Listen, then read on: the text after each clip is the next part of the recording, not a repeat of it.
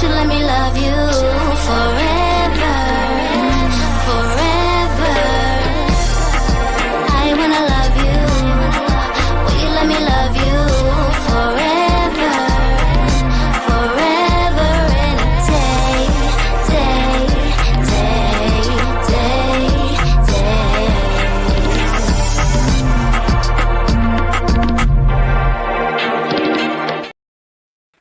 Happy Hump Day!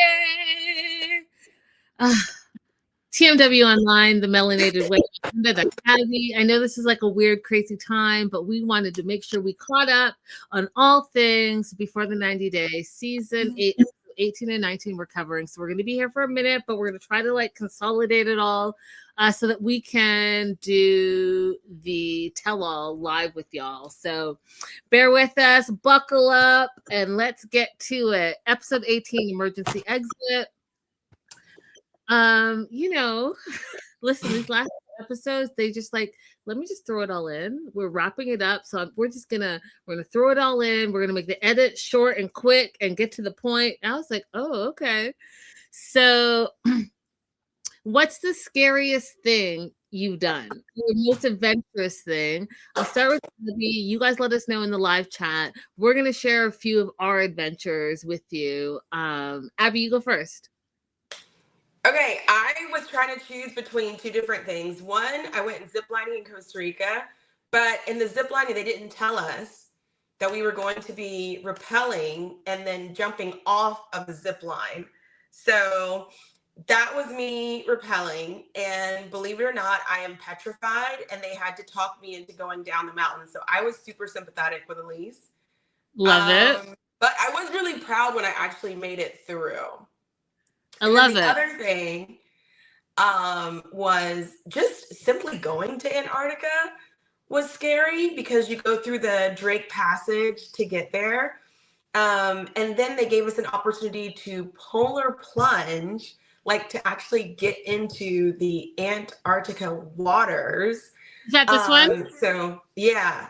Yep. Yeah, that's the nurse right there. They have like medical staff just in case anything happens when you go to get into the water. So that was the nurse escorting me back on. So, but okay, I don't think I'm super big of a risk taker. I think I'm like really conservative as far as risk goes, but I did feel really good that I did those things, like super accomplished. And this one looks so awesome. That's the one where they had us jump off of the zip line. So you go halfway between the starting point and there's a cave on the other side.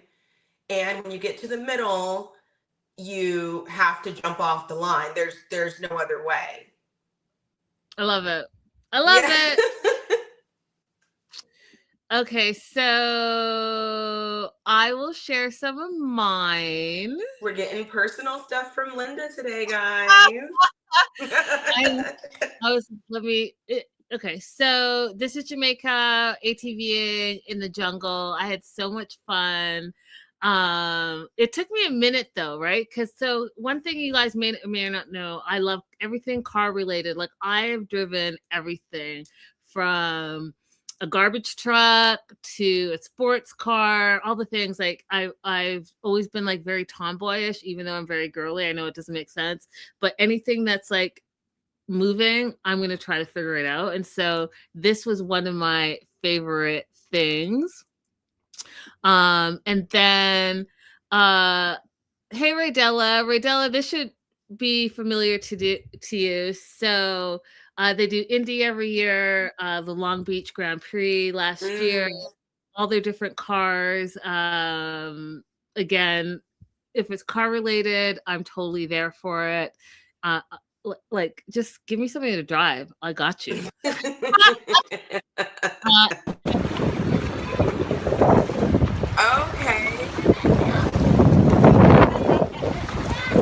Is that Dominican Republic?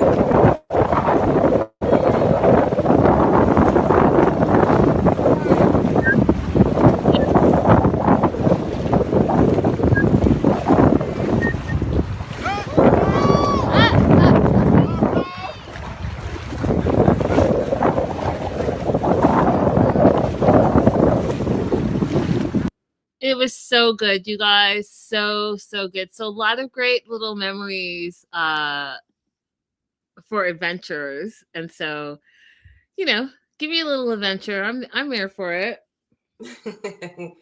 That looks really fun. It was really great. You guys tell us, what is one of the fun adventures that you guys have done. Let us know in the comments or in the live chat, and we can talk about it. That being said, Elise and Joshua, what were your thoughts on episode 18, their segment? I liked the way it ended, but I was very confused why there was any back and forth at all. I was very confused about why Joshua was whispering. I was very confused at why he was apologizing if he said he did nothing wrong. There was just a lot of confusion here that I think could have been avoided. Just go home, Elise. You don't need him to escort you to the airport. Facts. Hey, Winnie. Hey, Joslo. Hey, Silver Linings. Yes, we have a late show today, you guys, because we need to catch up so we can be on board with the tell-all. Elise said having schmecks while her ex was flying a plane was the most adventurous thing that she has done. She also admits that she's not super adventurous, but, if it's for her man, that's what she's going to do. And so one of the things I thought was interesting is that she's been planning all these adventures for them, trying to still, quote unquote, make it up to him for confronting him, which I just thought was odd because, he's the one that has been in the wrong. Mm-hmm. So she found abseiling to do, and she didn't know what it was, but she booked it. It looked adventurous. That's what she was going to do. And basically you're jumping down a waterfall into a pool of lots of water. It's freezing cold, all this stuff. And we already know that Elise runs cold. And so she was complaining the whole way. But it was Empress Falls, looked really, really gorgeous. Canyon, wetsuits, rock pools. And to me, it looked super fun. I was like, I would absolutely do that. 100%. And so I wrote down that she was having like very princess behavior where she was just like, oh, this is so cold. It's so wet. And she was really starting to freak out. So they had to like cannonball into a bunch of water. And it was like a 3 feet cannonball. And she started complaining. She started freaking out. She started crying. She thinks she has hypothermia. She's halfway down the rocks. And she's like completely like just screaming all the way down. She's crying. And Joshua's like, I don't know if she's a drama queen or what's happening. But then he sees a bunch of people around her because she was really being extra. And I thought something happened to her. But you guys, she was just cold. Like she was not in danger, but she was making us feel like she might have been in danger. And I just thought it was too much. What did you think? I actually felt sorry for her because, like, first of all, it's her fault she didn't research exactly what it was. But at the point that Joshua realized she didn't know what it was, I thought he should have explained it to her so she could prepare mentally for what she was about to do, or either to say, I actually am not into that. I don't want to do that, because sometimes you don't know when your fear is going to hit. We just showed all those pictures of things that I did, right? But when I was in Peru and we did Machu Picchu, I was up there just like exploring and looking around, and all of a sudden we were ready to start heading down, and out of nowhere, this like strong wave of nausea and fear washed over me at the thought of stepping down. I had no idea. It was like the tour guide had to coax me down the steps to get going, because every time I tried to lift my foot, I was like, oh, I thought I was going to fall and roll off the mountain. And I was like, there's nothing that's going to stop me. I'm just going to roll all the way down Machu Picchu.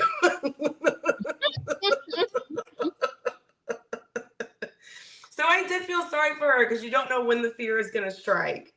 But, people think she's a little dramatic anyway. So maybe it was just being dramatic. I don't know. I got no dog in that fight.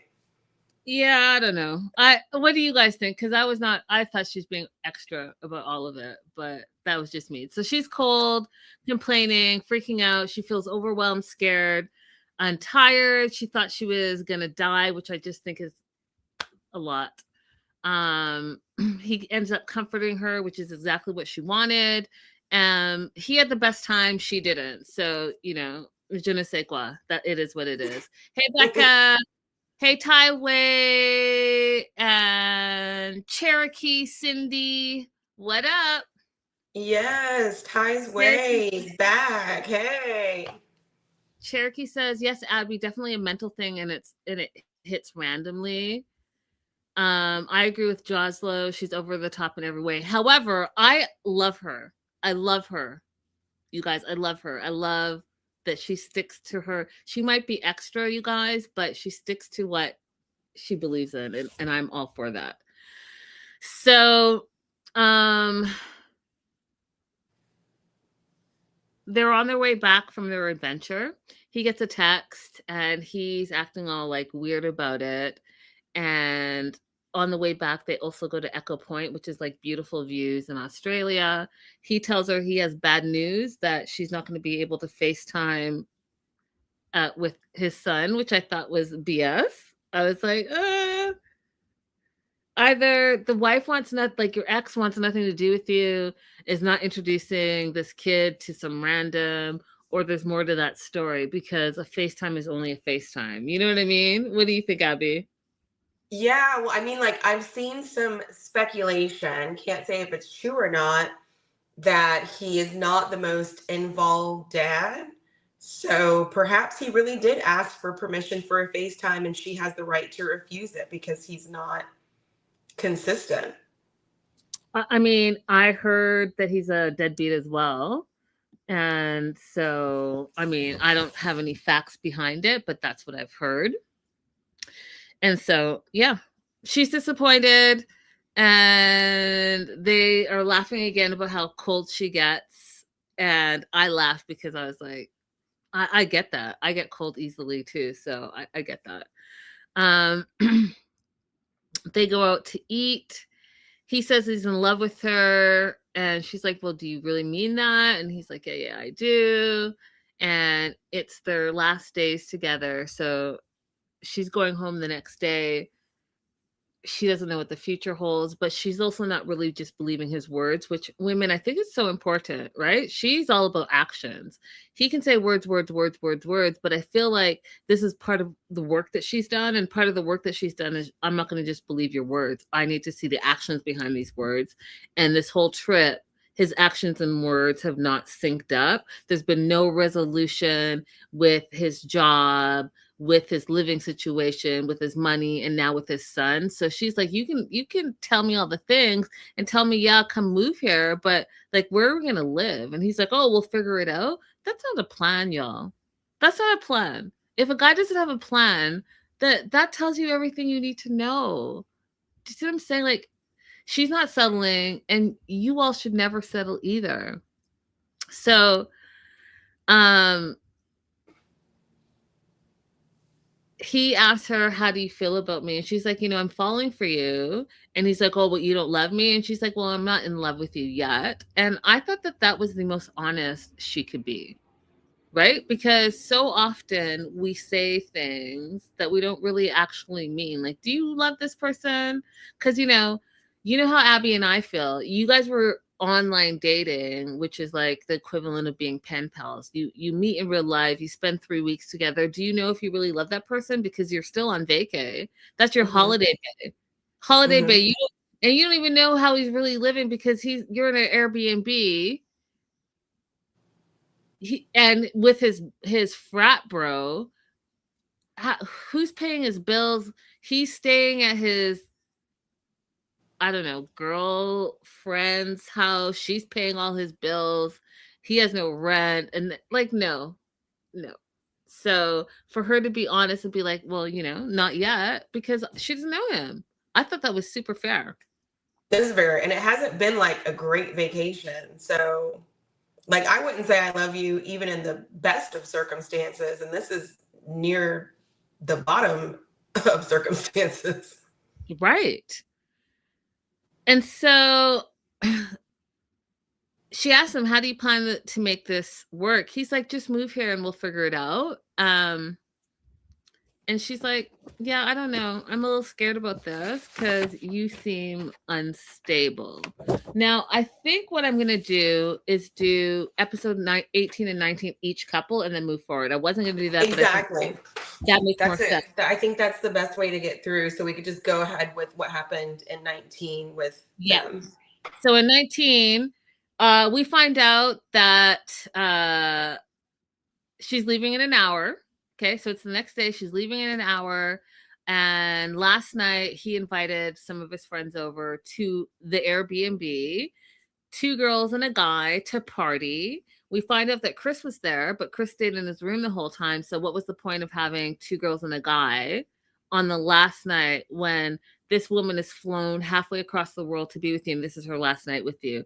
But instead of not even staying in a place where you guys can be by yourselves, you got your buddy Chris there. Now her last day, she can't even spend it with you because you want to party with your buddies that you could see tomorrow. And I don't even know, 2 girls and a guy, what is that? And so she stayed in the room while he partied. She wakes up in the morning, she's super upset, she's crying. She looks down at her phone, he stopped sharing his location. What does that mean to you guys? I personally think that was a hookup. That was like, let me hook up with these girls. My bro has another girl. I bring him over. If she's not going to give me the attention, I'm going to get the attention from somewhere else. And then not sharing the locations. He can't like rub a dub there because she's there. So he went, didn't want her to know where he was going to be, did whatever he had to do. And that's why when you ask Abby, why did he come back and he's like being quiet? It's because he didn't want Chris to hear how much of an asshole he is. You literally, I think, I think you did some dirty dog behavior when you had this woman right here that flew across the world for you. It just sounds crazy to me. Absolutely. He was like, upset that she didn't say, I love you back, and got in his ego. Like Linda always says, when men get their egos hurt, they behave terribly. 100%. Becca's asking, does Elise have her own income though? Is that also why she's worried about his job? No, she's filthy rich. She comes from a rich family. She's rich. She's like a trust fund baby. So money's not an object to her. She's worried about his money, Becca, because she's been scammed before. And I think it was like 500K. Or yeah, it was like 500K. It was a pretty good bit of money. And I don't know, I mean, she does something, like she comes for money, but she also does something in addition to whatever brand deals she gets on social media. So she has her own streams of income. She's got money. That's at the end of the day, she's got money. That's her concern, is that she doesn't want to be the sugar mama to any guy. Correct. Period. Correct. So she feels like Joshua needs to stop partying. And again, she talks about how his actions and words aren't aligned. We see that Chris goes into her room because he hears her crying and he's comforting her. And, you know, at that moment, I thought maybe she's dating the wrong guy. Maybe she should have been dating Chris the whole time. And I know how you feel about Chris and Joshua, but I do think that in the times that we've seen Chris, even though he's a hanger-oner, I don't know, he just seems a little bit better, a little bit more stable than Joshua. What do you guys think? I would need to know so much more about Chris. Like the fact that he's there in the short-term rental is still so very confusing to me. So like maybe if we had more information, we could say that. But then do you want to date a guy who's friends with a jerk? Are you not the company you keep? Well, I already told you the frat boys, so they are what they are for sure. Yeah. So Joshua comes home and he quickly goes to the bedroom. Chris goes to his bedroom so they can have some privacy, which is interesting to me because, you know, anytime they fought in front of him. So you know that this had to be some serious business if Chris was like, let me go mind my own. He says Joshua tells Elise in a hushed voice that he was upset, so he drove off. He's so sorry. I should have really spent the last night with you. I'm so sorry. Please, please, forgive me. And you're the one that said, when I asked you if my friends could come over, you said yes. And she's like, well, I'm a people pleaser. He's like, yeah, but you still said yes. Oh Lord, you and Jocelyn are on the same page. Chris was the boyfriend, Elise was the beard. But you and Abby believe. I'm not on that page, but yeah, to each our own. Then he goes to gaslight her and says, if you're going to make every situation a big speed bump and a massive thing, then this is not going to work. And I was like, every situation?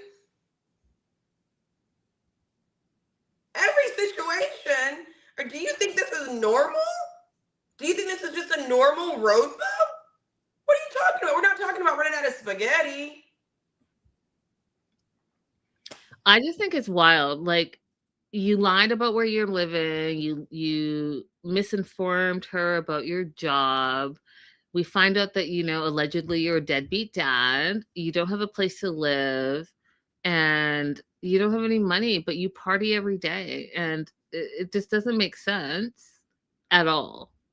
So when you're saying that she's the one that's making everything a massive, is she over dramatic? Yes, but you were giving her reason to be dramatic.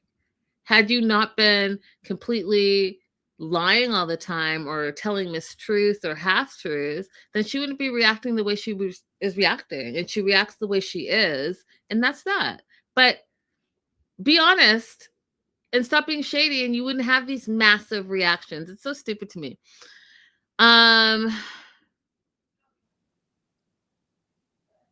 She feels like he's off and on and very erratic, and I agree with her. Today you're like lovey-dovey, I love you. Tomorrow you like take off. Today you're like, oh, I'm sorry, I love you.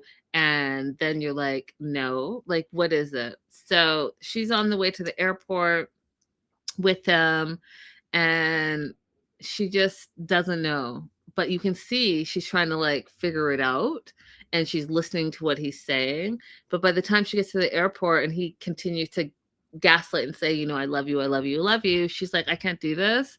It's not going to work. Even though my heart wants you, I would be doing myself a disservice, and I would be settling because your job situation is not very clear to me. Your son's situation is not clear to me. Your living situation is not clear to me. Your monetary situation is not clear to me. And so her instinct as a people pleaser, she wants to take care of him, but it's not her job. And that is when I was like, bravo, sis. Bravo. Yeah. You are not taking on this project because it's not your project to take on. This fool is like 40. Mm-hmm. He needs to get his life together on his own.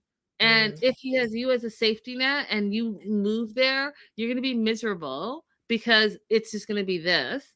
If he has to figure it out himself, it's going to be up to him to figure it out, and not for you as a woman to rescue him. Because so often we rescue these fools and they don't appreciate it. And then guess what? They leave you anyways.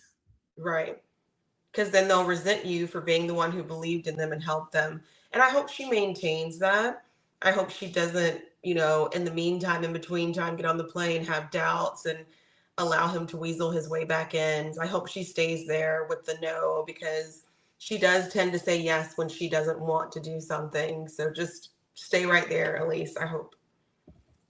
Yep. So she goes on to say, he continues to say he loves me, but when I said it's over, there was no reaction from him. She wants a guy that fights for her. And he's like, this is his response to guys. He's like, oh, I did what I could. Now, I just thought that was wild. Yeah, he was like, well, I got to go get my stuff together to move back in with Nat. Facts. He's like, that's why I went to her first, because I wasn't going to give up my sugar mama. That was for sure. Mm-hmm. Do you want to add anything else before I move on? No, we're good. Let's go. Forrest and Sheena, thoughts on their segment? I have some immigration thoughts on their segment that are completely separate and apart from Molly's horrible behavior. I do think Forrest needs to go back to the United States. I do want him and Sheena eventually to live together in the Philippines and have a good situation. But my fear is that if he was to stay right now without having some organization, remember he told us at the top that he didn't even really bring any clothes with him, you know? Mhm. So if he was to stay right now with no kind of organization, no things of his own, and he's completely depending on Sheena to take care of him, she assumes more of a mother role than a partner role. And I don't want that for her. I want him to go get on his own 2 feet and then come back. And I think that that is a better situation for them visa wise, with applying for his visa to stay in the Philippines, and a better situation for their relationship. Okay. Okay. Uh, with Josh and Elise, Silver Lining said he had that party to get rid of Elise, and Jocelyn says exactly what I think. Josh doing his best to make her run. Um, Maybe, or maybe he thought because she leads with sex that he was going to have some kind of wild escapade that night, you know? Like he asked her the very simple question of like, what's the most adventurous thing that you've done when they were talking about going abseiling, and she turned it into a sex conversation. Like she doesn't mean to be that way, but she leads with sex a lot.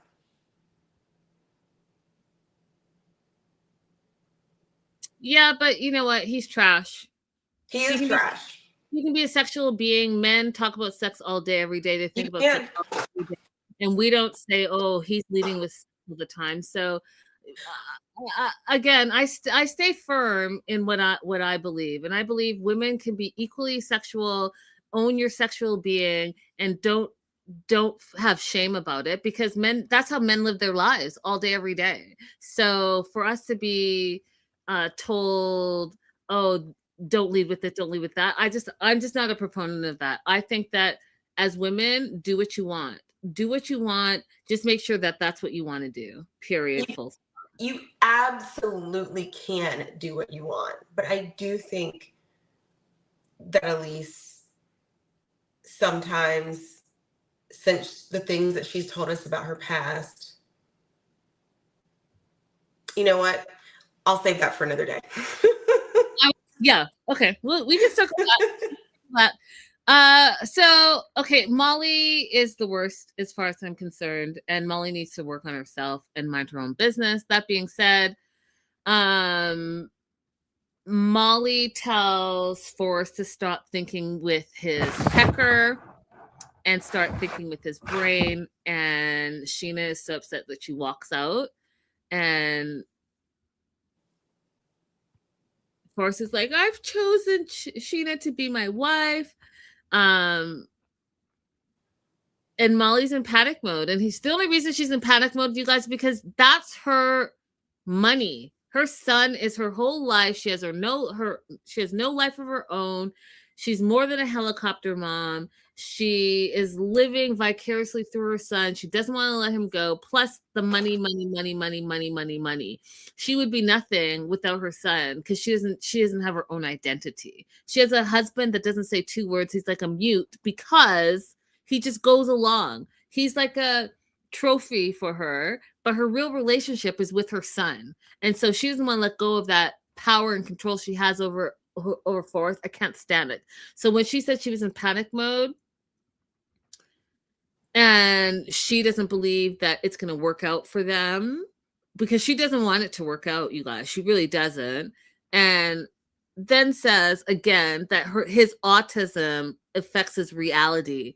You know how much that pissed me off? I'm so sick of her talking in generalities,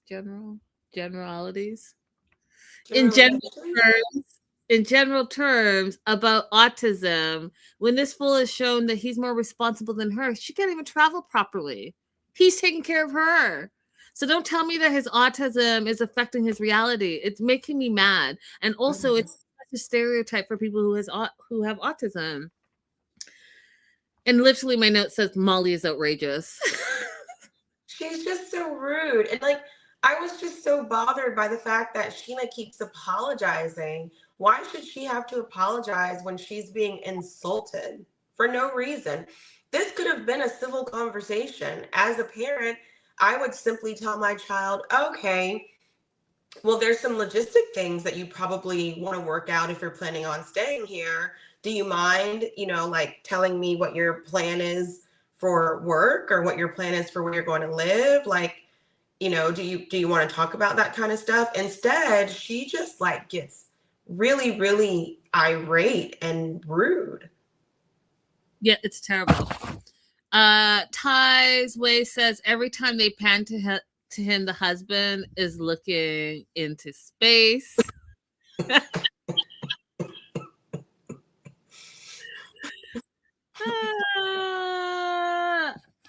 That's funny.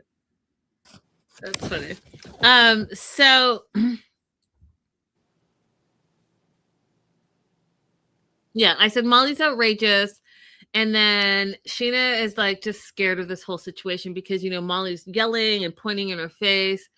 And so she walks away. But because she needed a break from the toxic of it all, but she knows she has to stand up for herself, so she comes back. And Molly continues to degrade Sheena.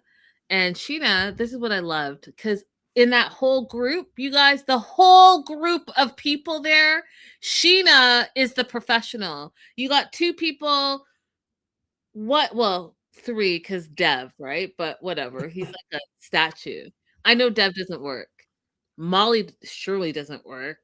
And Forrest he's had one job his whole life. He's almost 40 years old. He had one job. So guess what? Their job of schmoozing the system, that's their job. And that's why she's so upset if, her moneymaker is going to stay in the Philippines. I just don't agree with it. I think cut the ties, because what's going to make Forrest all of a sudden decide that he's going to get a job? He's going to go back, because think about it. You're energized. You're on holiday. You're like, oh, yes, yes, yes. But then when you get back to your life, quite quickly, 2 weeks into it, you're back into the routine of things. And if his mom is telling him, oh, you can't do this, you can't do that, you can't do this, he's just going to do what he's always done, which is nothing. It's terrible. Anyways, okay, so Molly's the only professional. She's a veterinarian doctor. And she's funding this whole trip for all of them, paying for their dinners, paying for the Airbnbs, all the things. So for Molly to be so disrespectful, it is beyond me. For Molly to be mad at Sheena for spending her own money and supporting her family is beyond me. I think Molly's being disgusting. And when she said, you've never worked here, you've had one job in your life, you have autism, I just didn't appreciate it, because that to me is a form of parental manipulation. And a lot of people go through that. As parents, your words, whether your kid is 5 or 25 or 45, your words are powerful. And it's your words are powerful. And your child, whether they're a child or an adult, always have you in high regard. So what you say really has an effect. That's why, let me not get on a tangent, but that's how you keep your kids in line. You just talk to them and you speak life and truth into them, and that's what they're going to believe. You want to know why kids are running amok out there? Is because the parents are amok. And I don't care what y'all say. Oh, don't blame the parents. Yeah, no, the parent is the problem, because guess what? If it's going to be a gang or the parents, if it's a stable, loving parent, that kid's going to make wise decisions. But if the parent is lame and doesn't have the tools, then guess what? The kid is going to go find tools somewhere else from some other older figure that's going to make them go in a different direction. So yes, I blame Molly, because Molly is manipulating her grown son. he thought he made a decision and now he's not. He made a different decision as soon as his mom said, "Oh, you have autism and you can't do it." And oh, by the way, you're gonna go on an assumption you can get a job here.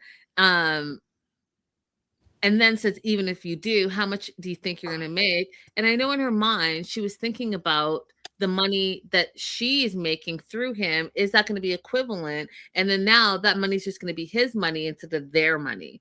Stop. Mm-hmm. Molly Mm-hmm. is evil. That's my note. Molly is evil.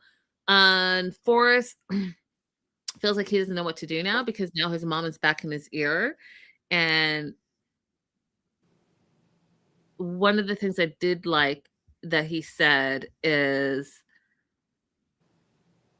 I have to overcome my own disabilities. So his mom is telling him how terrible and autistic he is. And then he finally says to her, well, I have to overcome my own disabilities. And I was like, bravo for Forrest. But he's conflicted what he should do. But overall, he's going to listen to his mama because he's always listened to his mama. And he is going to go home. He thinks he's going to get a job, make money, apply for the K-1 visa. Sheena starts crying. And this is a side note. I know I've been like, boo, boo, boo. Side note. It's the last day at the Airbnb and they come back from having lunch or dinner or whatever they were having, and they had their outside clothes on the bed, and it bothered me, but I won't get into it. He's leaving, gonna listen to his mom. She is still trying to get him to stay, and says to him, you know, we had our plans and I want you to stay here. I want to grow with you. And I just want you to have you here. And then he says, I can't do that because he feels like his mom is right. And I just said he chose his mom over her. What do you think about that? I mean, in the way that he's making the decision, yes, but in the reality of the world, he needed to leave anyway. Like, you can't just move to another country on a whim. I disagree with his plan. His plan is to go get a job and then apply for the K-1. That's not what I need. That's not what I think he should do. I think he should go home, get a job, get his things together. Like, before I moved to Mexico, before you moved to the US, you probably did some of the same stuff. You need to get your degree converted. You need to get some things apostilled. I applied for my work permit here before I went there. Like, you need to have some things in order and plan some things to have a smooth transition into another country. You don't just stay there on a whim and then things go great. Like, take some time, close your house down, consolidate your bills, put some things in storage, like, get your life organized, okay? And then he should move back to the Philippines because she is the professional. She is the one who's mostly going to be losing out more by moving than he would. Can you talk to us from a legal perspective? If he was on this visa and wanted to extend it, what does that look like? So I've never done this in the Philippines, but I've heard that it's very easy, that there's an office that you can literally just walk into and apply for an extension. They'll ask you why, and most of the time they will go ahead and approve it so long as you can prove that you have the funds for your stay in the country. And then their application process for a marriage visa is very straightforward as well. So technically, I mean, he could have stayed. I think maybe he should have, like Joslo, I think, said, maybe at least extend his stay, spend some time just with your wife or your future wife without your mama breathing down your neck and see what that looks like. I don't know. I think that would be a great idea. If he had a ticket where he was able to adjust his departure date, that would be a great idea. If he did not have a ticket where he could adjust his departure date, I don't want Sheena paying for that. But if he did, absolutely stay a little bit longer and start going through the logistics of, okay, what kind of job could I have? What do they need from me in order to be able to get that kind of job? Or can I go to school here? What documents do I need to go to school here? Because I had to get some of Taylor's documents from school apostilled to register for school when we went to Mexico. Like, there's just too many things to be done if you want to do things, in an easier way to just move on a whim to another country. Yeah. So my note then says on episode 19 that this is all lame. Forrest is leaving, and it took them 7 years. She waited. I forgot about this, y'all. She waited 7 years to see this full. 7 years. The cameras and all. 7 years. 7. And So can you imagine, like, now that we're at the end, imagine this picture. You are at work all day, right? And you come home and log into the camera to see what your boyfriend's doing. He's just been at home cooking, chilling, hanging out with his mom. Like, in what world was that attractive to Sheena? Like, good for her. She found her partner. He adores her, whatever. How do you stay attracted to that for 7 years? Couldn't be me. I have a suspicion that his disability check doesn't even go into his own account. I bet it goes into his mom's account. Oh, for sure. I think what is it? Section 8, whatever, like subsidized housing. I think they live side by side in subsidized housing. I think that she gets the money for everything as a dependent, even though he's a grown ass man. And that's why she's the one that is like taking him shopping for, clothes and like she just controls everything. So I bet she takes his money and she probably gives him like an allowance. She probably has his food stamp card because they do it on a card now instead of regular like coupons. Yeah,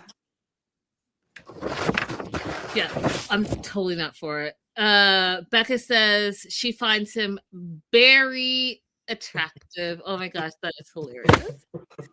So one of the other things that I thought was interesting was that Molly said, quote, "I'm afraid of the future," doesn't trust Sheena, says she's the ultimate manipulator. And I was like, takes one to know one. You don't trust the future because you don't want to lose the control that you have over your son. And if you're calling Sheena a manipulator, you must know what that looks like. And then goes on to say that she's happy that she was able to save Forrest from making the biggest mistake of his life. No, ma'am. Nope. You're happy that you were able to manipulate your son into going back to his same old drudgy day-to-day lifestyle. You couldn't even get on that plane without him, I promise you. Because you first time on a plane, first time out of the country, you lost your passport, you didn't know what to eat, your neck, your back, the whole thing. You think you're going to make it back on your own without him guiding you? Absolutely not. And Dev, your husband, he's not doing anything. That lump on the log on the lump, please. And then goes on to say, because she knows that if she can put distance between the two of them, she'll be more, it will be easier for her to continue to put a wedge in between their relationship. So Sheena's all crying. She hugs Molly goodbye. Molly feigns like being sad, but then also says, she knows that Sheena loves him and it's sad to her that she may lose Forrest. And that's when I said shaking my damn head. Because where did that come from? It only came from you because you want this to be over. Forrest is wearing some weird cowboy hat. I don't even know where it came from. Apparently it's his favorite hat. He gives it to Sheena and tells her to wear this every day, which I laughed at. What? She's a professional, right? She's not wearing a raw cowboy hat every day. She didn't even wear it the whole filming of the last part. She took that bad boy off and put it in her hat because what? He's like, it's my favorite hat and I'll come back for it. She's like, she took it literally. Like, no, the dogs will eat, the dogs will chew it. That part. I was like, you all are wild for that. Do you want to add anything else to them? Let's go. We're moving good. All right, we're going on to Javon and Annalyn. Thoughts on their segment for episode 18? I have a question for you. Do you like surprises that come at the expense of your feelings? I don't like surprises, generally speaking. Me So either. absolutely not. I like to know what's going on. Even planning, like it's very hard. I have to plan my life around whatever the plan is. I know that sounds crazy, but I like to know things. Give me the Hmm. information and then I will digest it and do what I need to do. But I can be spontaneous, right? I can be spontaneous, but I like to have an overall plan. And you guys know me. My I'm nice, but my face will always give me away. So if you're doing some random stuff that I don't like, it, don't surprise me with it because we all will feel uncomfortable. Right. I don't like surprises either. I actually think we talked about that before. But I Mhm. especially hate surprises that come at my expense. Like when people do those pretend to break up and then propose. I hate those. I hate those so much. Do not hurt my feelings, okay? And I don't like surprises because I don't like to have a certain reaction at any given time.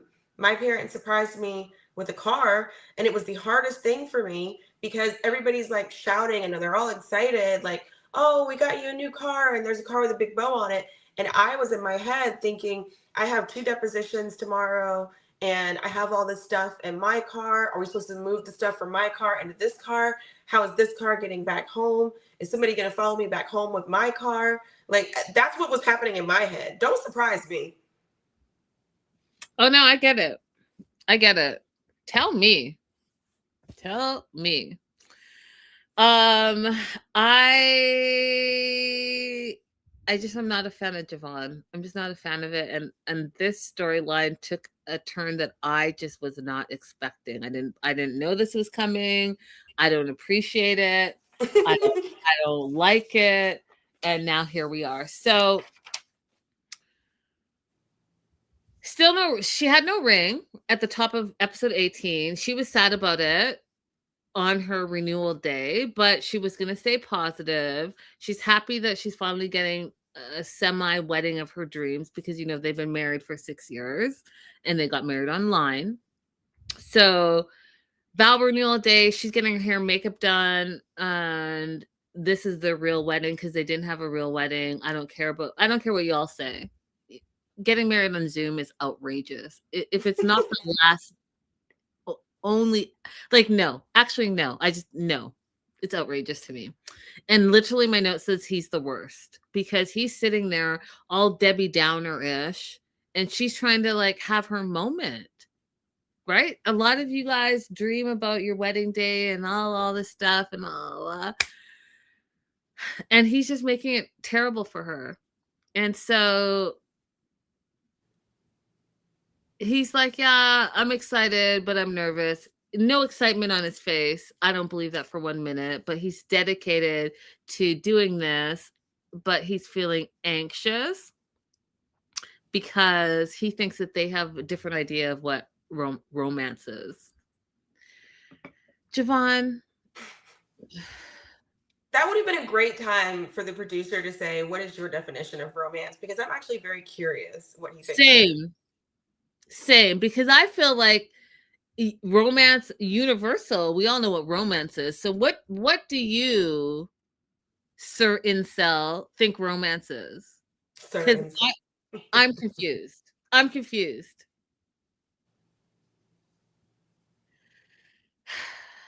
His energy is off, in my opinion. I Then agree. then tells her before they even get there that he doesn't know what he's going to say on his vows. You've had this You've been saving up for how many years to make this trip? You know that you guys are going to do this vow renewal and you put no effort into it. And now you're telling her the day of that you don't know what you're going to say for your vows, but it's going to be basic. Again, What is low romance? low vibrations. Yes. What is romance? Low vibrations, low effort. He's the worst. He's just the worst, you guys. I don't know. Like, let me be single because that is absolutely not. You telling me on my wedding day, vow renewal day, that you don't know what you're gonna say, but it's gonna be basic? How is that He could not have sexy, Abby? he could have pulled something from a movie or even just said, I think this poem expresses my words very well, but instead he was just like, I'm gonna wing it. Not even winging it. He's like, yeah, it's gonna be basic. Whatever. I Just ridiculous. Just ridiculous. And she notices it and says, Javon's acting like this is any other day, and she's really, really disappointed, as you should be. And again, I don't know why we are allowing this behavior. Like, as women, why do we allow this bare minimum behavior? I don't, just to say you have a man, I still don't get yes, it. She wanted that's to. exactly it. That is exactly it. It's the worst. You know how America has like the best PR? Like people think that living here is good, but it's actually trash. Men have the same PR agency hired for them.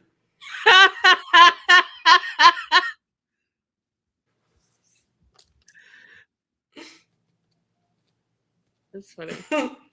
Um, that's funny. Annalyn wanted the day to be fun and full of love, but she's realizing that everything is not okay. Her mom walks her down the aisle, and these are Javon's vows. I vow to cherish you, love you, honor you, and obey and protect, learn patience, and put up with your sassiness. Annalyn vows to continue to be a good wife and pick up after his dirty socks. And she doesn't expect him to be perfect. And she will make sure that he's not ever alone. When I tell you, you guys, that these were the worst vows I've ever heard in my life, absolutely not. What in there is your undying love to be partners, to walk the journey of life together, to support each other, to love on one another, to appreciate each other? Like, no, absolutely no. This not put up with your sassiness. Why are you all like this? Why are you guys like this? He actually said nothing that was actually complimentary. At all. Literally, my note says this is lame. Lame. I could off the top of my head right now, I could do better vows than Javon. Ready? I just did better vows. I just did better vows right then and there. In the 30 seconds, if you guys rewind 30 seconds, my vows were better, and that was just off the top of my head. So Linda talked about undying love. Okay, here's my better vows Javon could have done. I know it's been a very long time for me to finally get here and meet you in person.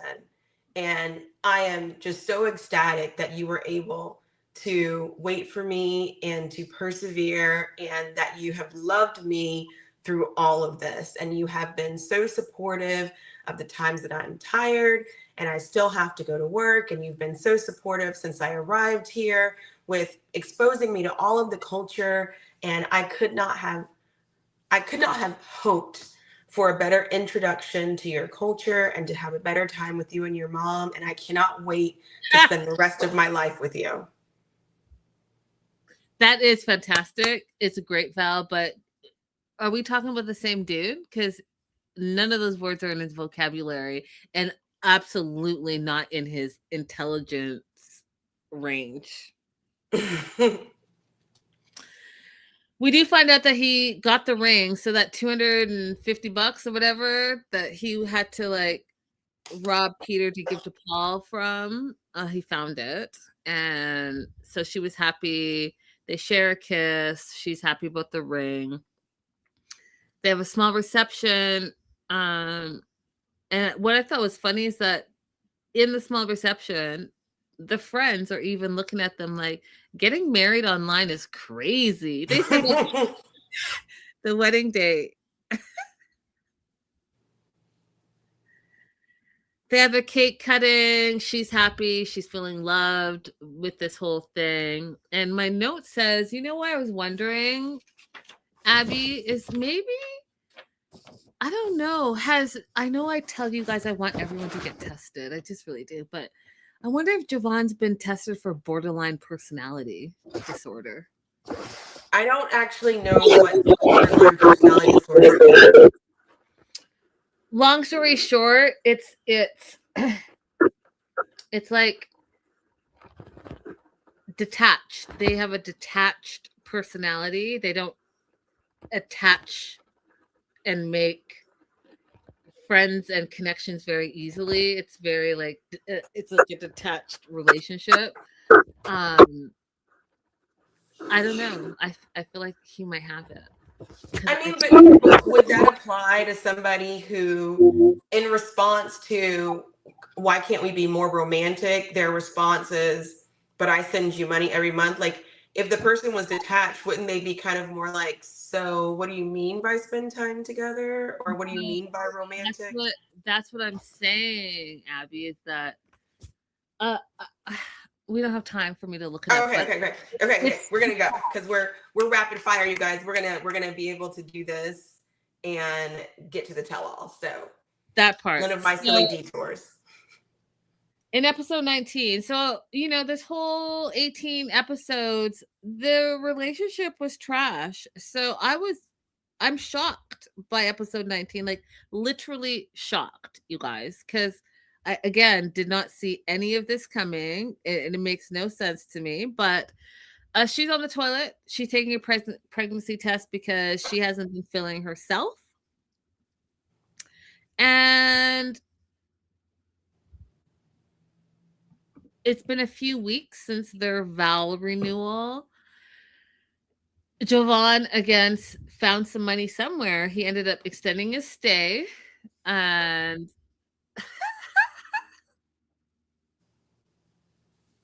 his visa. Before I go on, from a legal perspective, does that work the same way as it? Oh well, they were in the Philippines, so yeah, it does. We just talked about it. Same. So he extended his stay. He was able to stay, and I guess he was able to show that he had some money to extend the stay because they ended up doing some extra traveling, extra jiggy with it, and turns out she does a pregnancy test, turns to them and says, check this out. She's pregnant. They're both happy. I am shocked and appalled. Shocked and appalled. And you know what I thought of, you guys? I think maybe it was Abby that we were just I was like, wasn't I just talking about this with someone? Were you just talking about how the DNA tests and all these men who were in the military and they had like thousands of babies? Then I watched because you guys, I'm stuck on true crime. And by the way, FYI, I'm going to tell you guys a little secret. You guys know I love like all things Law and Order, all things true crime. I just did a brand deal with Reels, REELZ, and On Patrol Live because I love that show. And so you're going to see a lot of like true crime stuff coming from me shortly. But that being said, I just watched a true crime about this man, okay? This man, it's on Netflix. Can't remember the name, but it's on Netflix. One singular man. This girl somewhere, I'll just say somewhere. She is biracial, black and white. This man, she did a DNA 1, 2, 3 and me, whatever you guys call it. And turns out this man has 100 kids. And but acted like he was dead. But then she ended up finding him on Facebook because, the young kids find out all the things, and reached out to him. He blocked her. She found him again. Oh, I saw this one. This was the young lady in Kenya with the British soldier. Yes, I saw that one too. 100 kids. 100. 100. 100.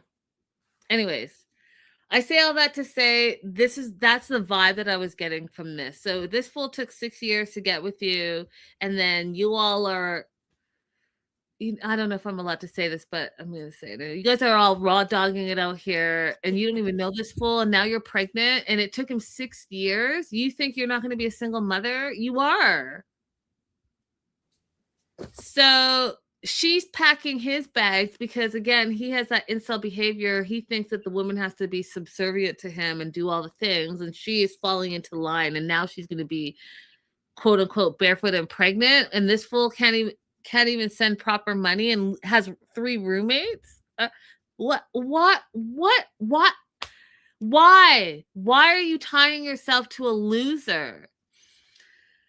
He's leaving tomorrow. She's anxious, as you should be, because she feels like they have a lot to figure out. Yeah, you do, because you and your mama are going to be raising this kid.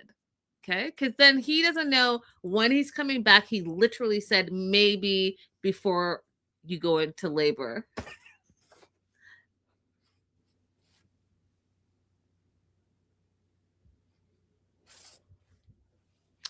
He now, instead of like, hey, this is a happy, joyous moment, and I'll do everything I need to do to bring you over or for me to come here, whatever, he feels more pressure because of the finances, because now there's a baby involved. Her mom is happy that she's pregnant and hopes that they don't end up as a broken family. If that's not foretelling, I don't know what is. Because you know what? The mama wants to be happy, but the mama already knows. This fool took 6 years, spent like a month with you, let's say, and now you're pregnant. You think it's not going to take him another 6 years to get back to you, if he gets back at all? And now there's a baby. You think he's going to be responsible and send you money for you and your baby now? Are you crazy? You know, sadly, this didn't actually surprise me. I ranted about this a while back, but there are a great number of people who think that having a baby gives you some kind of priority immigration wise, and it doesn't. There are a great number of people who think that having a baby lights some kind of fire underneath a man's feet to make them change or make them do things faster. Remember Greg and his partner from the last season? They were living in his mom's house, and she says, oh, I think if I get pregnant, it'll inspire him to finally get our own home. And that, like the other thinking that we were talking about, where women will, accept men who shouldn't be accepted, I understand where that comes from. But this idea of getting pregnant to force an action, that I don't get. I don't know where that comes from. It does not work. It does not give you priority immigration wise. And it is very frustrating to me when somebody comes to me and they're like, my partner is pregnant and they're in a different country, or I'm pregnant and my partner's in a different country and I want to expedite my application. It is not a basis that the US government allows for expediting your application. It's not. Listen to her. She's an immigration attorney. Y'all are ridiculous. Having these ridiculous. Shout out to Olivia. Yay, glad to have gotten alive. Yay, welcome. And hey, Ryan. Hey, girl. Hey, it's been a minute. She says, I was shocked to see Jovan with Annalyn in the tell-all preview. Listen, girl, we're not there yet, but yes, that tell-all looks wild. Can't wait. Mm-hmm. Anything else you want to add before we move on to Laura and Beer Can? Let's go, Laura and Beer Can. Overall thoughts on their segment. I think everybody has forgotten that Beer Can is homeless. I haven't forgotten. I haven't forgotten he's homeless. I was not impressed with any of this, y'all. No. This is not, if we want to define romance, this is not it to me. Absolutely not. Absolutely not. My answer is absolutely not. You don't have a job, you don't have a home, and now you're doing what? A rinky-dink what? Oh, no. Oh. Y'all, these streets are trash. And if you all are for this BS, then shame on you, because that is wild to me. This fool is a gambler, has debt, no job, no home, no money, and he's proposing. Are you guys crazy? No. Everybody's lost their mind in this segment. And then, so let me rewind because I know I'm jumping ahead to 19, but I was just so shocked. But let's rewind this a little bit. And then you, Laura, paid for an Airbnb. He wanted time away from you. So you paid for a hotel that you stayed in with no change of clothes. And you were A-okay with that? You were A-okay with that. This fool is what's wrong with y'all? No. So she got a room in Michael's hotel so that she could give Beer Can some time to cool down.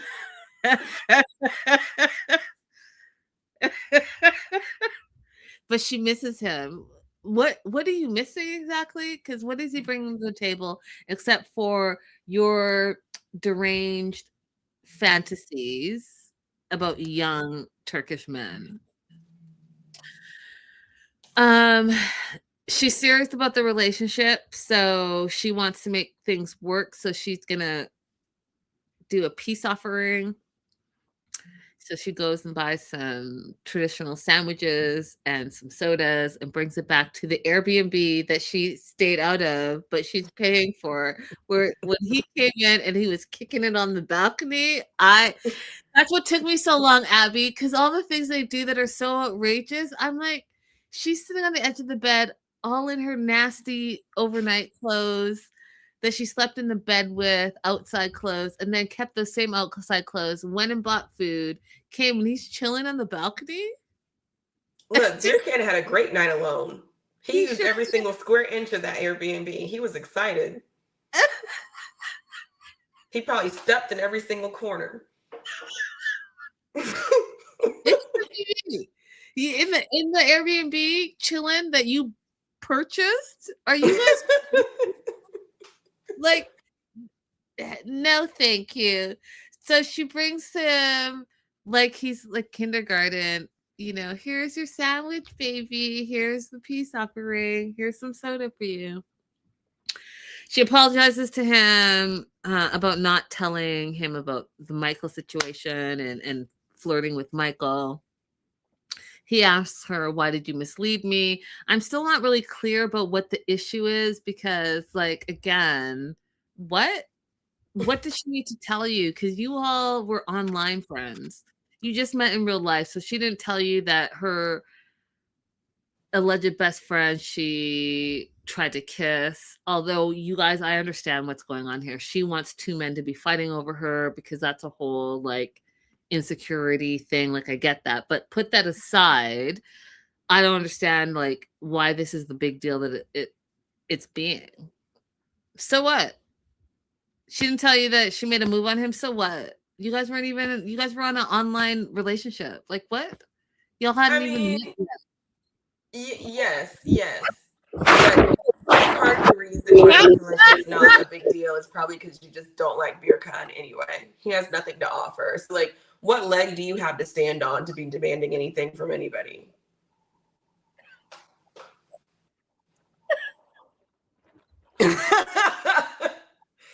Exactly. He probably had one of her credit cards or some cash, and he ordered him in some food. He was in there with some kebab with a nice fresh herb salad on the side and some fresh lavash. They don't call it lavash in Turkey. What do they call that? The bread that they oh, it is lavash, right? Gosh, you're right.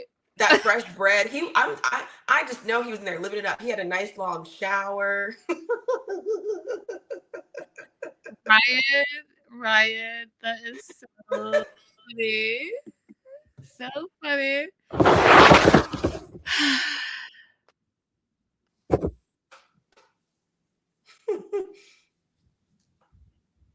Okay, so she apologizes for not the Home Alone thing. On my whole, that is so funny. Okay. She didn't tell Beer Can about Michael because she was worried that if she told him that she had feelings for Michael, that she would have to stop her friendship with him. And he's like, well, you had feelings for him? I get that. Do you still have feelings for him? And she's like, well, no, you're not a replacement for him. I love you and I want this to work out. And then again, I went back to what Elise was saying about actions speak louder than words. Laura, this seems a little manipulative because no one said anything about a replacement. But you guys, when people talk, listen to what they're saying. He absolutely is a replacement because you got rejected. Then you went and found your fantasy dude from your fantasy books. You flew halfway across the world to be with this 20 something. And now you're like, oh, but he's not a replacement. That's not a Freudian slip. That's what she's thinking. But she's telling you that's not what it is. I promise you that's what it is. Then says to Beer Can, would you feel better if I cut him out of my life? And he's like, can you do that? And she said, yes, Abby. What kind of cockamamie best friend situation do you have? I'll tell you what. I'm choosing my best friend over this random 3-week vacay bay. Every day, all day. Are you guys... She didn't mean that when she said yes. Like, silver linings, go ahead and talk to us here, because this is just her writing more of this book fantasy that she has, where he's then going to, Michael, make a plea to continue their friendship, and it's going to continue being a tussle of her between these two men, one who says he cares about her and the other has hidden feelings, according to her, that he hasn't expressed yet, and she lives in this tension. And it's all in her head.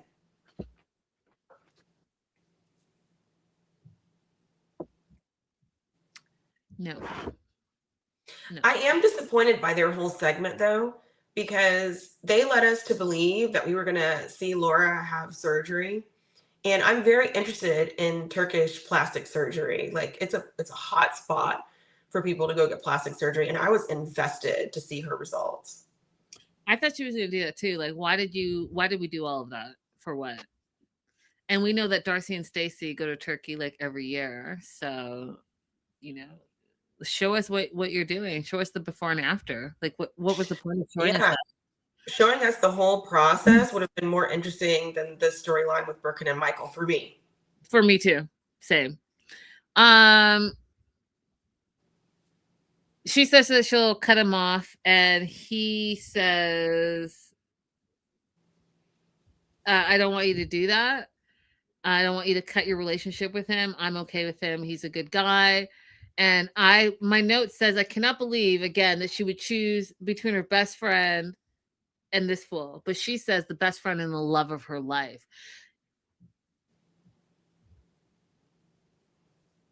We're good, he says. He loves her, and he loves the life that he has with her. Y'all, I just no. Everything about this. Yeah. Can't let his sugar mama walk away too far. I mean, and let's get into it. Episode 19, it's the last day. He takes her to go play soccer. He's actually really good, you guys. I was like, ooh, he's good. With, World Cup coming to town. All that stuff. Black stars all day. Okay, hello. Okay. Off on a tangent, but yeah, he's really good. She's romanticizing even that whole thing, and is looking at him playing soccer, and I know she's envisioning, oh, this is my young soccer football lover. I just want to take videos of him. Oh God, I could picture it. Again, that's what took me so long, Abby, because I was like going down a rabbit hole in my head. Mm-hmm. He says out of a 1 to 5 on playing soccer, she's a 0. And that if he was a betting man, and it was between 1 and 2,000, it would be a 1 on her. And I just died of laughter.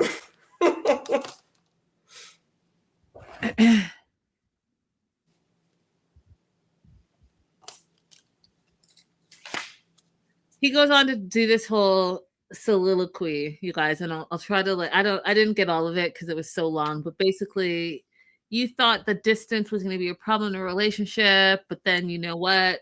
Same with this soccer game. You thought the distance was going to be far, but then you hit the ball and you scored.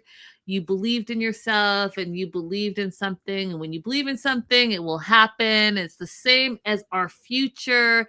I believe in our future and I believe in this. So I want you to follow your heart, just like you follow the ball. And you are my love and I love you. And then he pulls out you. I was doing so good. I did the soliloquy very well, actually, more than I thought. He pulls out this red string, and the red string, he wraps it around her ring finger.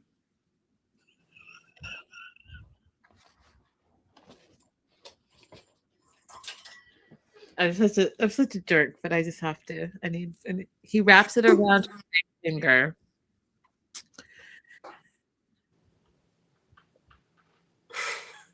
Like this. He wraps it like this around her ring finger.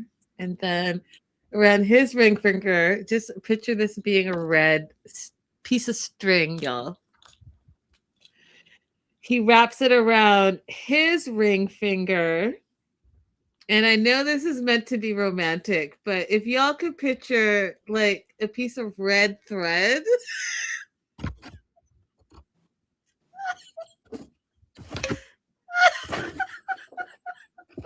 He says, this ring. And I was like, what ring? That's some rope. That's some thread. This ring is going to bond us together. And only broke men say, we don't need rings. We just need our bond. Our bond from our heart to heart. You will be mine and I will be yours. And then says, will you marry me? And she said, yes, Abby.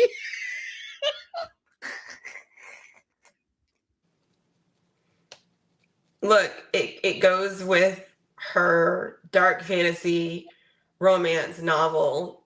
So that's the only thing that makes sense here because everything else is ridiculous.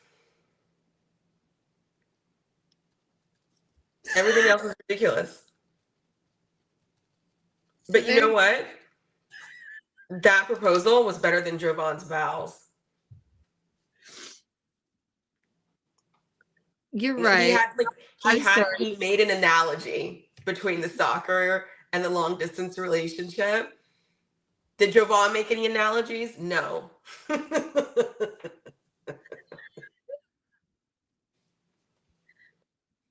All right, guys, listen.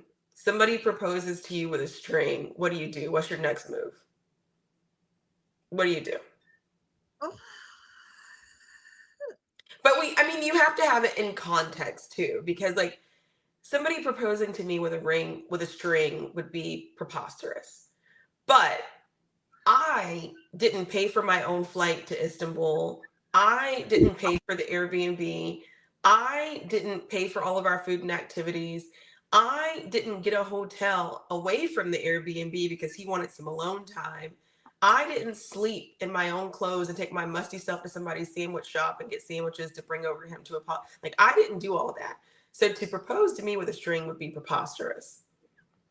But maybe for Laura, it's par for the course.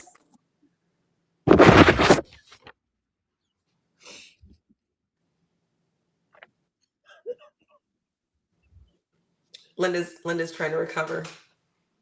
The bar is in hell. The bar is in hell. The bar is in hell. And somehow his engagement proposal was still higher than the bar. I wonder how I ended up there. Listen, I was coming out the grocery store one time, and one of the homeless men that was outside rolled up to me and asked me if he could take me out on a date, and I just stood there like, what? How do you think this goes together? And that still is less surprising to me than if somebody tried to propose to me with a string.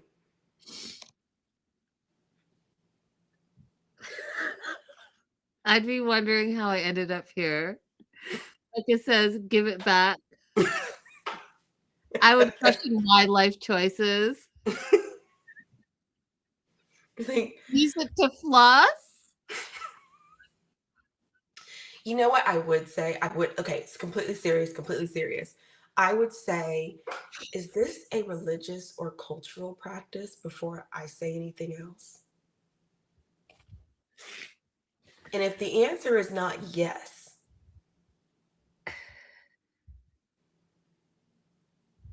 Can I just tell you guys, I get it, silver lining. Yes, it can be cultural. Abby can be cultural, all this stuff. Let's be real here though. Okay. Let's just be real here. Beer Can is broke.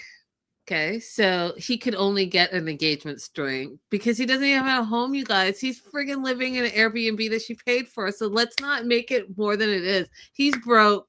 He found some string and said, I cannot let go of my sugar mama and my quest to be in America. So we already know he's well versed and he likes history and he reads a lot, all that stuff. So yes, he was able to make an analogy. And again, actions speak louder than words. His words are great, but let's not forget who he is, okay? He's in love with Laura, he says, and he says he's so happy he found her. He thought he was going to die alone. And basically, they'll end up together if they really want to be together. And he is already talking about paperwork and visas and getting to America. It's 4 a.m. Michael's on the same flight as her. He shows up at the Airbnb and Laura's feeling anxiety about the future.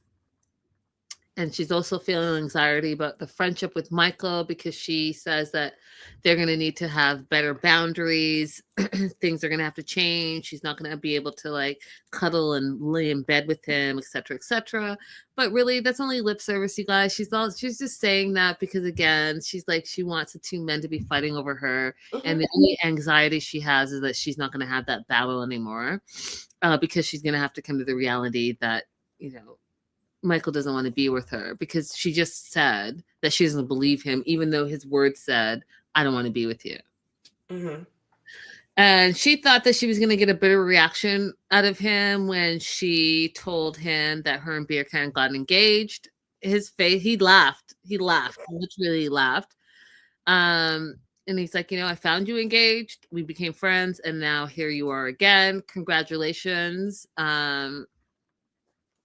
But we got to get going. The plane is not going to. So I was like, see, he doesn't care. Goes on to say that Beer Can's a good guy, but long distance is hard to navigate and love is definitely not enough. And that is exactly how I feel. In long distance relationships, someone's going to have to move eventually. So how are you going to make that happen? Because distance is distance and you can't keep that forever if you're trying to be serious and have a long-term relationship. What do you want to add, Abby? I mean, in their case, it'll be a little bit easier because he has 24 hours to text her, respond to her, and talk to her. He ain't working. What do you mean? Beer Con, he's got all the time in the world. Like a lot of times people no job. They have difficulty because like their schedules don't match and they like can't find time to like talk to each other and stay connected, but he's got a lot of free time. Facts. You're right.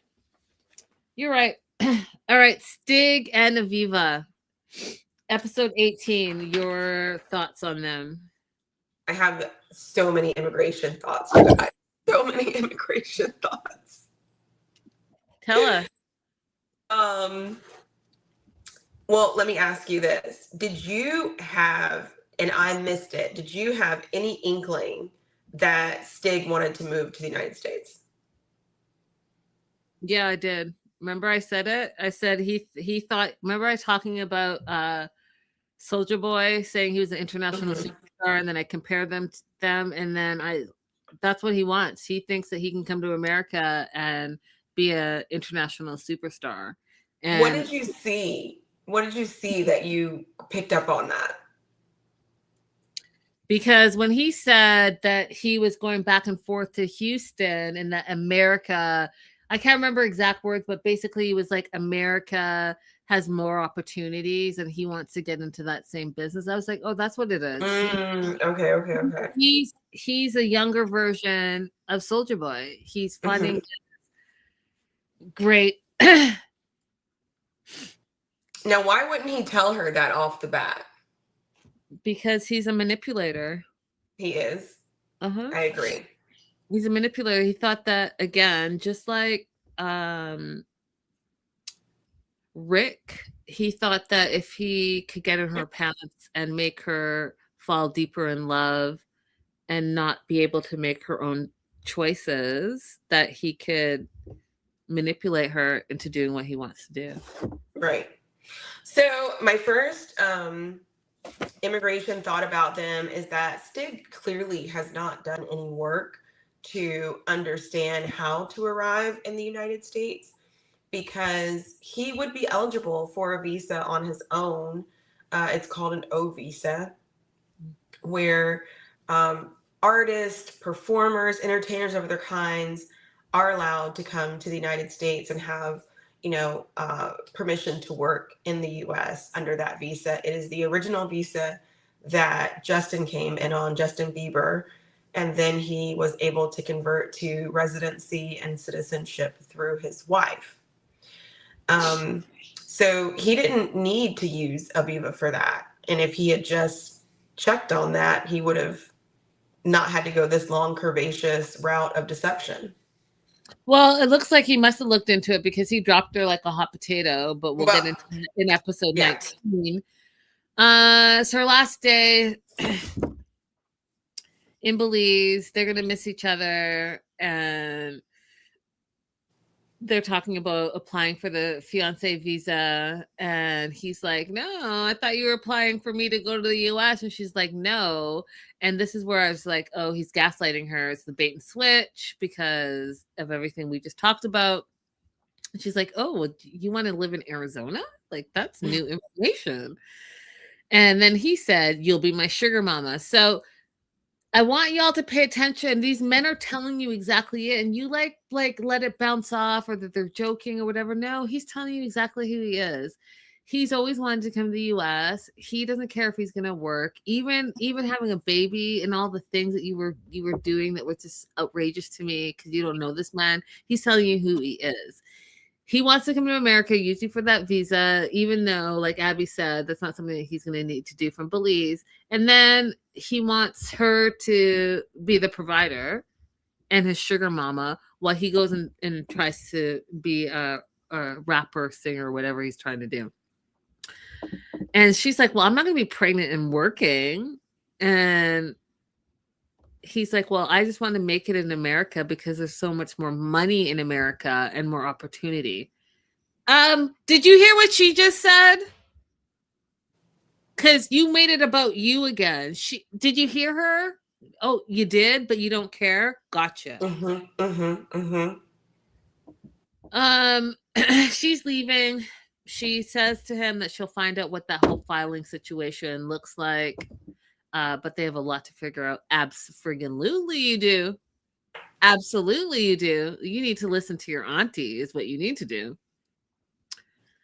She's crying, is emotional because she loves him. They say their goodbyes, and she, quote, sees positive in the future with him. He, on the other hand, sees the United States and would rather be in Houston than in Arizona. And who's in Houston, Abby? His family. And his ex-girlfriend.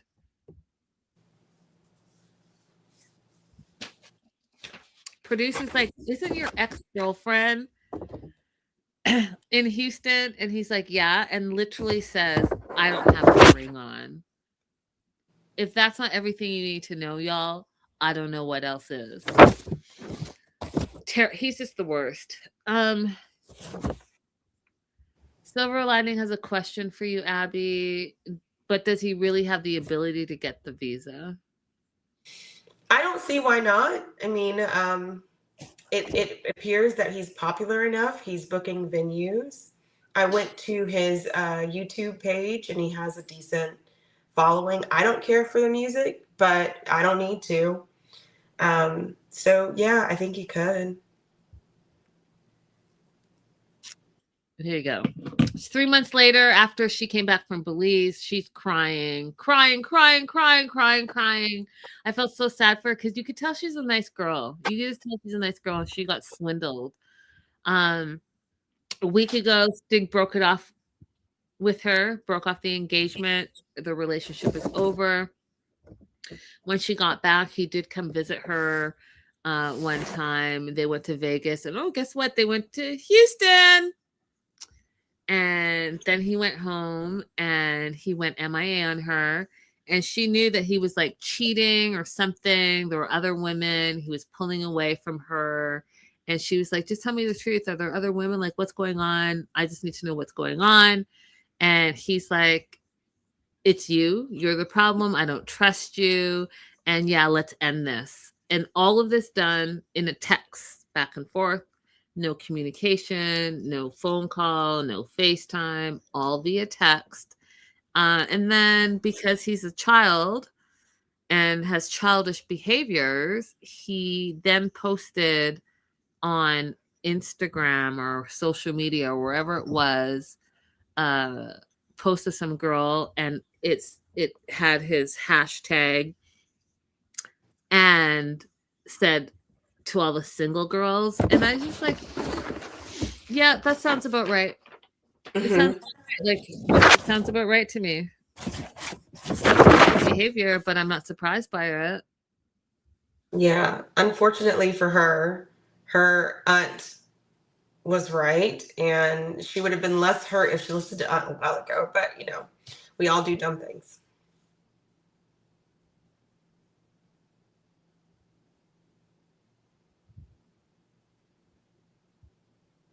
Birds of a feather flock together. The live chat is popping. Popping! What else do you want to add, Abby? That's it. We can go on to the worst man we've ever seen on this show. So we're moving on to Rick, that is, then? Yep. He is just despicable. There is no greater like piece of shit. Oh, we're on YouTube. Sorry, YouTube. It was so horrible watching him. And it seemed like his face kept getting just more and more tight and demon-like. Yeah, I agree with you. The demon part. He's a demon. He's the worst. He's the worst, you guys. He's the worst. He's the worst. And he's just such a he's a PF. He's a PF. He's a PF 100%. That's it. Okay, so Rick's crying at the airport. I say he sucks. That's my note. Like a weirdo simp. Tell us how you really feel, Linda. You guys, my notes are crazy. Okay, let me just...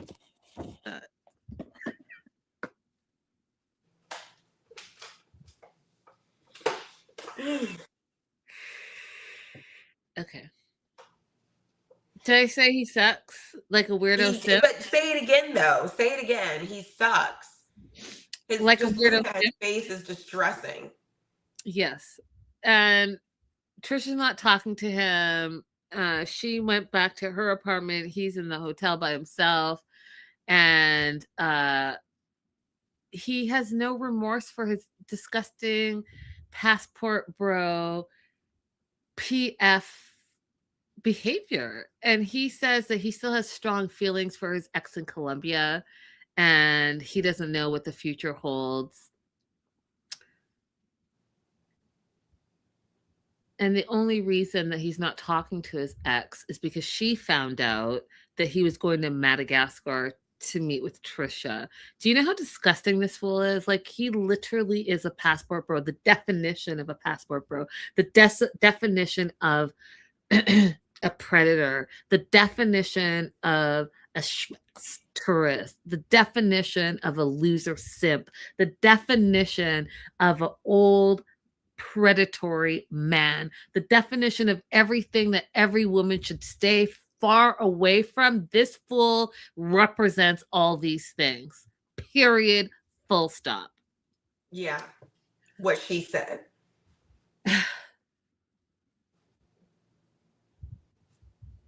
He texts Trisha to talk to her. She says, sure.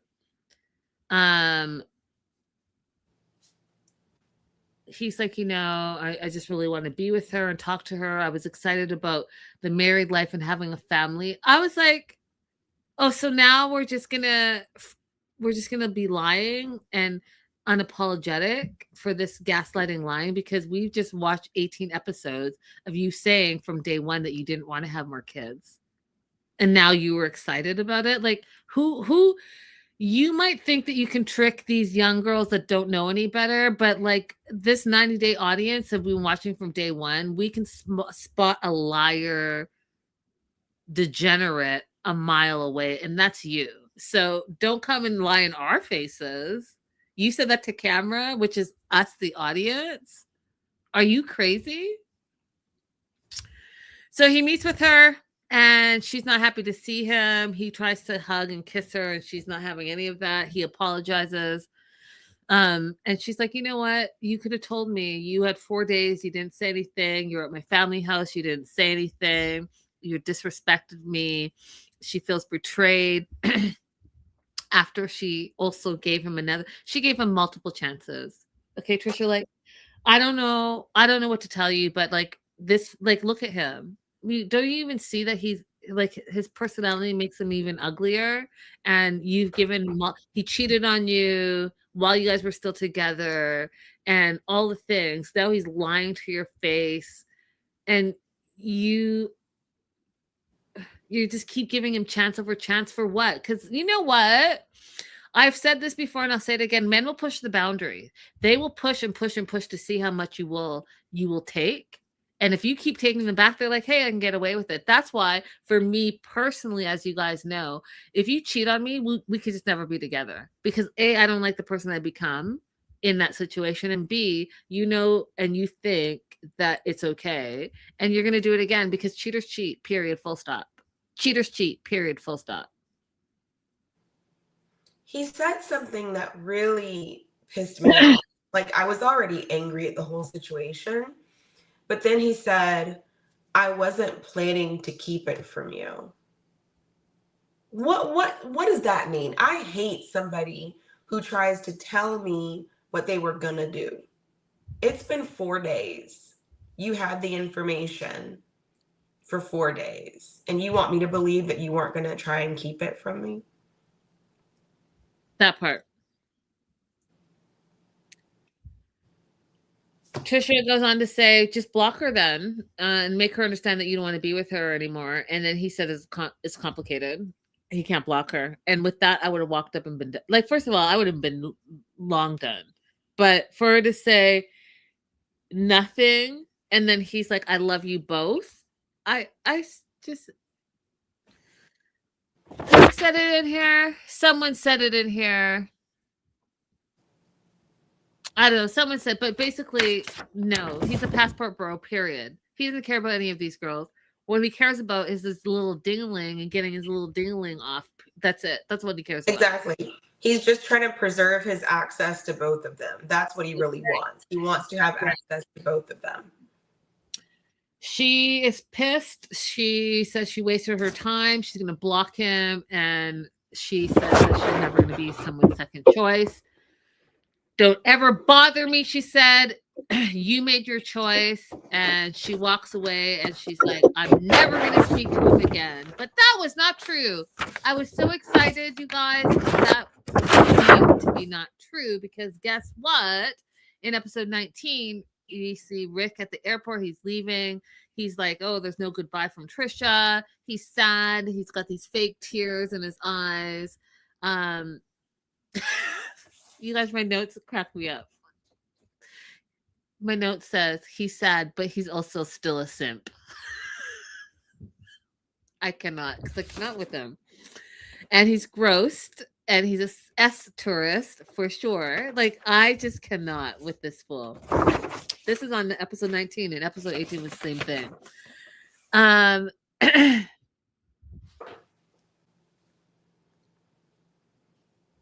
Then he says that, he thought things were going to work out with Trisha, and he is thinking about all the good times they've had, quote, especially when she's in her good moods. Abby. Just disgusting. He's just disgusting. He feels hurt. He's leaving with, quote, no hope. And then he looks up, and guess who's at the airport? After she said, never speak to me again. She shows up at the airport and says, I forgot to give you this. It was some matching outfits that she had purchased for them. And also she wanted to say goodbye to him because they will probably never see each other again. And she just really wanted to see him, I guess, for closure. Abby, what do you think that was about? Because I was like, you need to stand on your business. You need to stand 10 toes deep, 10 toes down, whatever y'all want to say. She need to stand her ground. I think that he was probably messaging her. Sorry. He was probably messaging her all through the night into the morning and guilt tripping her. And she unfortunately succumbed. I'm not into it. Olivia, thank you so much. I haven't got a super chat in like a year. That is so kind of you. Thank you so much. I appreciate the support. By the way, those of you who toggle between our pages are so kind for doing that. I appreciate it because it really does help us. Like when you when you comment, when you watch the replay, it helps us get out into more of the 90-day universe so that we can do this more often.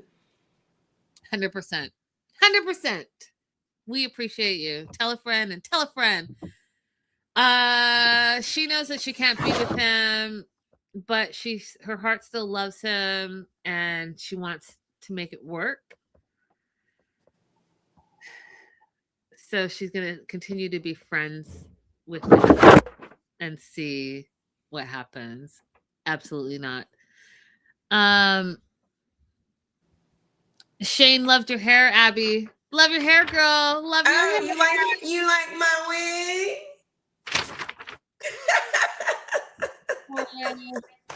Elise, Lauren Beer Can, Annalyn Joven. Okay, this is our last and certainly least. I need to pull this up. I'm just praying that my computer stuff doesn't show here. Hold on. She's coming back, y'all. Hang on. She's clearly, I think it's going to be like a screen grab. She probably wants us to see for,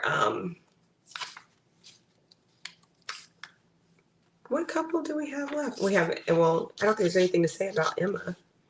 I hope there's nothing to say about Emma that I forgot about. The last couple of episodes, I have been completely ignoring Emma and her problems. I literally just write her name on my notes, and then I'll have nothing underneath it because she just irritates me. I mean, she's really nice, but her pursuit of a relationship with specifically a Moroccan man, I hope they ask her about it at the tell-all. Like, what is going on that you specifically want to pursue a relationship with a Moroccan man? I'd really like to know. Girl, I knew it. I knew you were coming back with some mess. Ryan, you caught me. You caught me, Ryan. Okay, so listen. Lisa and Daniel are the last of the couples that we need to get through. They weren't in episode 18, but they sure were in episode 19. Lisa and Faith. So it's just My note says, "What in the bad blonde wig is going on here?" Is there a name for that? With the what she has done there? Is it like reverse styling or something? Reverse dyeing? Somebody Uh, tell us what this is called. Please tell me, because I don't know. I think it's the same wig that she's been wearing, and she just dyed it blonde. Oh, Because that makes sense that because hard part, Abby, the hard part and the bangs are exactly the same. And you're right. the way that she is like this weird like rat's nest on the side that she always has is the same as the wig that we showed you last week that was a mess that I just cannot. Y'all, hello. I asked you guys last week and I'm going to ask you guys again. I know that there's some Emma. Hello, Emma. Can we help a sister out? Can someone do something for her? Because this is the other reason, Abby, it took me so long. This took me out. This, what is this? What's happening here?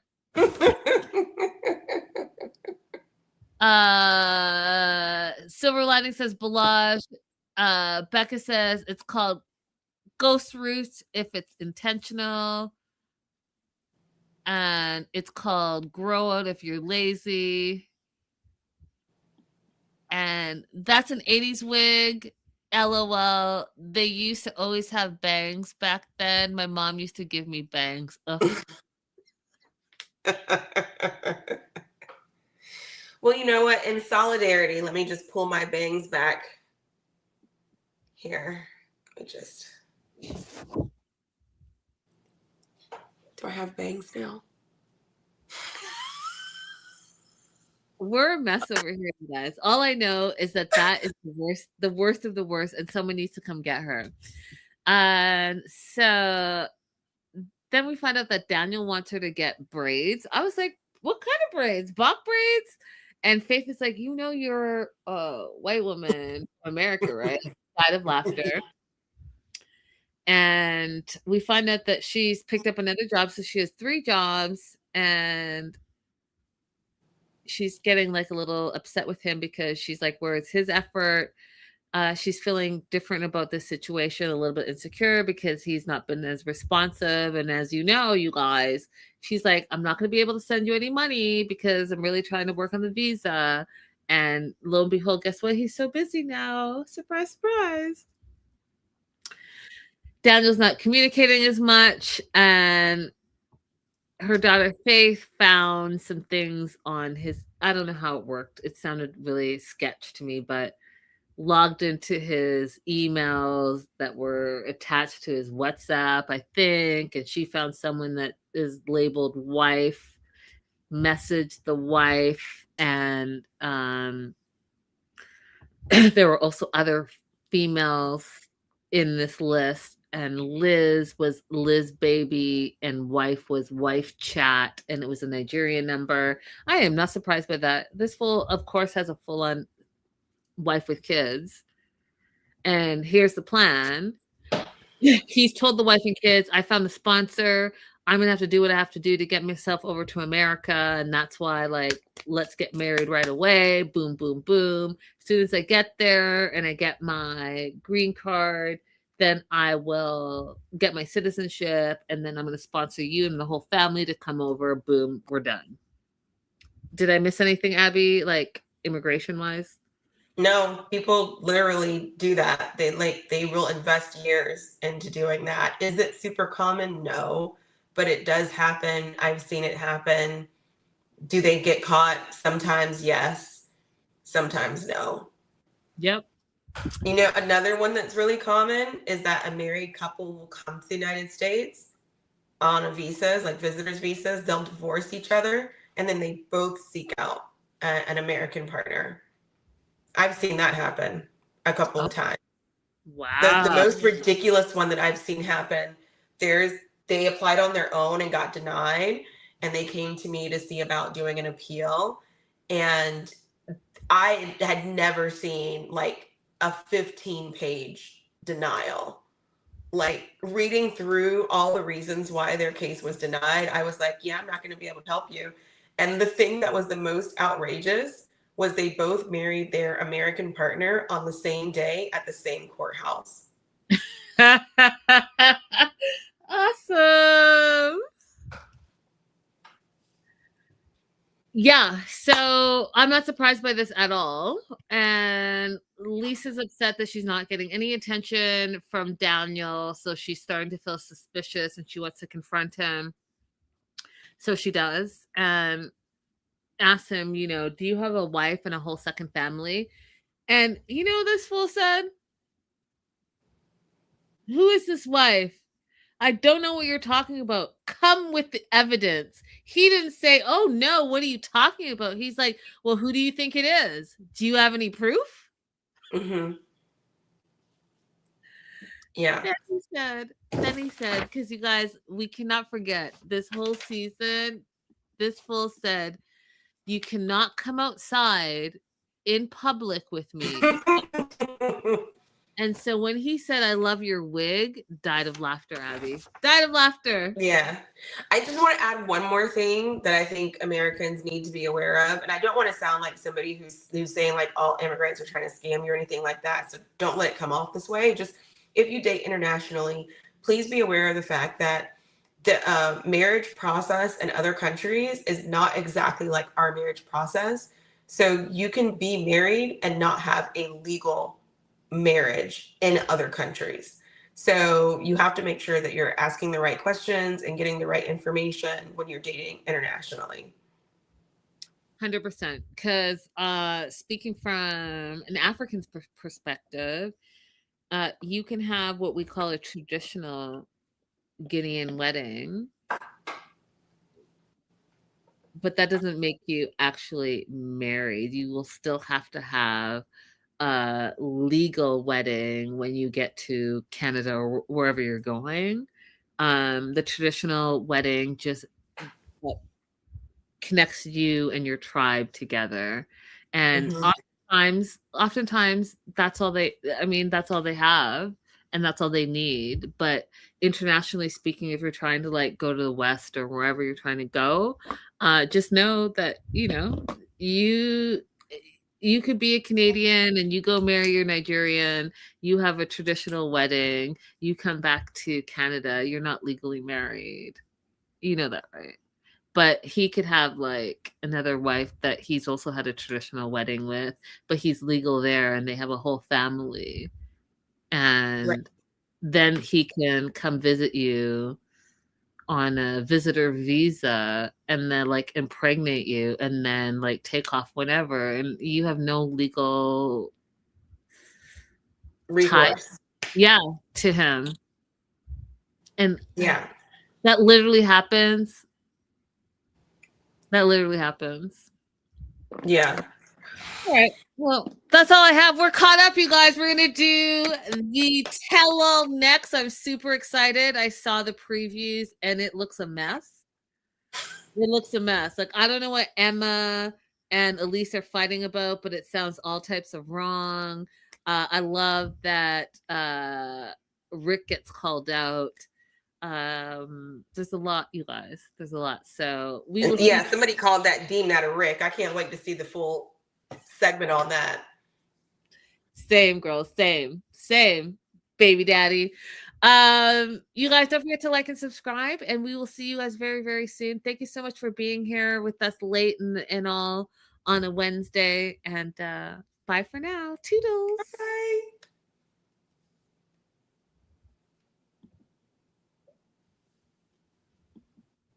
Oh, Tina's hitting the hearts. Thank you, Tina. Love it. Let's take bets if Sean Robinson asks real questions. Woof.